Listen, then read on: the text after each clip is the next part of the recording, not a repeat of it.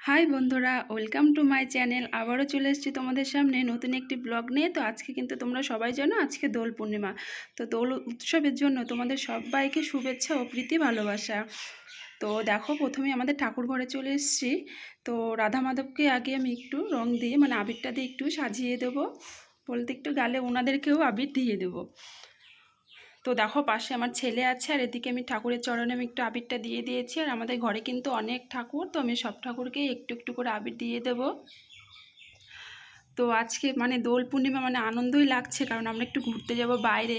তো সেইখানে যাব যেখানে প্রচুর লোকজন হয়, অনেক আনন্দ হয়, অনেক লোকজন। আর আজকের দিনে এমনিতেই মানুষ খুব আনন্দ করে।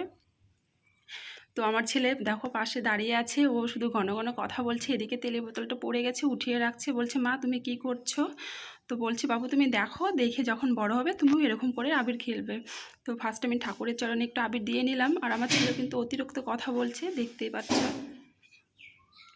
তো আবির দেওয়া হয়ে গেছে। আমাদের একটু বাইরেও ঠাকুর আছে, তো ফার্স্ট আমি আমার ছেলেকে একটু আবির মেখে দিচ্ছি, যেহেতু ঠাকুরকে আবির মাখানো হয়ে গেছে। তো আমার ছেলের গালেও একটু আবিরটা দিয়ে দিলাম। তো আবির দেওয়া হয়ে গেছে, একটু ঠাকুরকে নমস্কার করে একটু আমরা এখন বাইরে চলে যাব। তো বাইরেও আমাদের অনেক ঠাকুর আছে, বলতে গেলে একটু বাইরে ঠাকুর আছে, মনসা ঠাকুর। তো ঠাকুরকেও একটু রং দিয়ে দেবো, বলতে গেলে আবির। আর আমার ছেলে দেখো লাফিয়ে লাফিয়ে আগে আগে যাচ্ছে।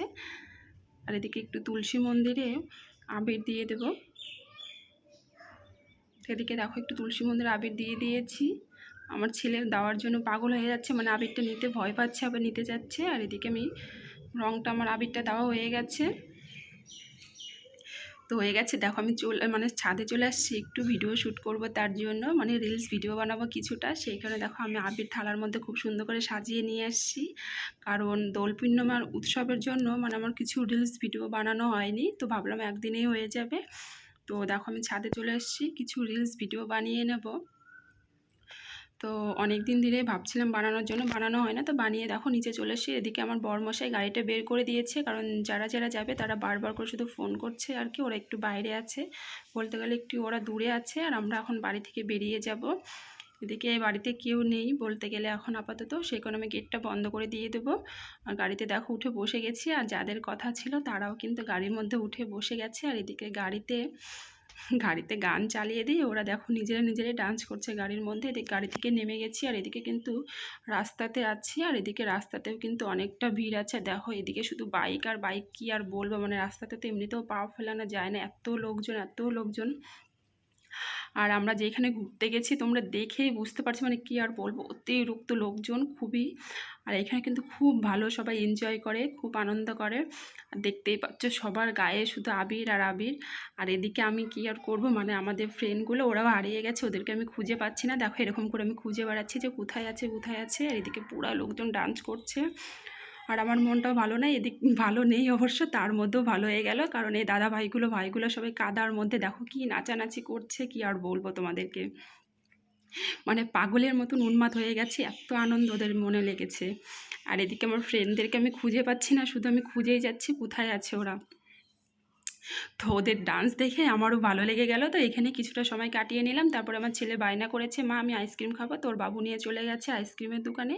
তো ওইখানে গিয়ে দেখো আমার ছেলেকে আইসক্রিম কিনে দিয়েছে। কেনার পরে এটাও পছন্দ হয়নি, বাবু খুলে দেখিয়ে দিল। তো এখন আইসক্রিমটাও খাবে। আর এদিকে দেখো কত লোকজন, কি আর বলবো। শেষে আমার বান্ধবীকে আমি খুঁজেই পেলাম। তো কি আর বলবো, রং খেলে একটু আমরা ডান্স করা শুরু করে দিলাম, কারণ অনেকটা টাইম ধরে খুঁজে আমার টাইমটাই নষ্ট হয়ে গেছে। তো শেষে আর কি করবো, যেটুক টাইম আছে সেটুক টাইমে আমরা এনজয় করে নিচ্ছি। আর কি বলবো তোমাদেরকে, এত ভালো লেগেছে এইখানে এসে, সত্যি কিছু বলার মতন ভাষা নেই। আর আমরা কোথায় গেছি জানো, আমরা আসছি বিধাননগর। আর বিধাননগরে দোল উৎসবটা খুবই ভালো হয়, কি আর বলবো তোমাদেরকে। তোমরা যারা আসেনি তারা অবশ্যই কিন্তু আসবে। আর এদিকে দেখো সাইডে ছোট্ট একটা পার্কের মতন আছে, এখানে অনেকেও বসে আছে যারা হাঁপিয়ে গেছে। আমার ছেলেও দোল খেলো, আর আমি চলে এসেছি ফুচকা খেতে। কি বলবো, নাচতে নাচতে আমার এতটাই খিদে পেয়ে গেছে, তার মধ্যে ফুচকা দেখে লোকটাও আমি সামলাতে পারিনি। তো আমি কিছুটা ফুচকা খেয়ে নিয়েছি। আর আমার বরমশাইকে দেখো, এরা পুরাটা ঘুরিয়ে দেখাচ্ছে, এত লোকজন। আর আমি ফুচকাটা খেয়ে নিয়েছি। আর ফুচকাটা কিন্তু অনেক টেস্টি ছিল, দারুণ ছিল।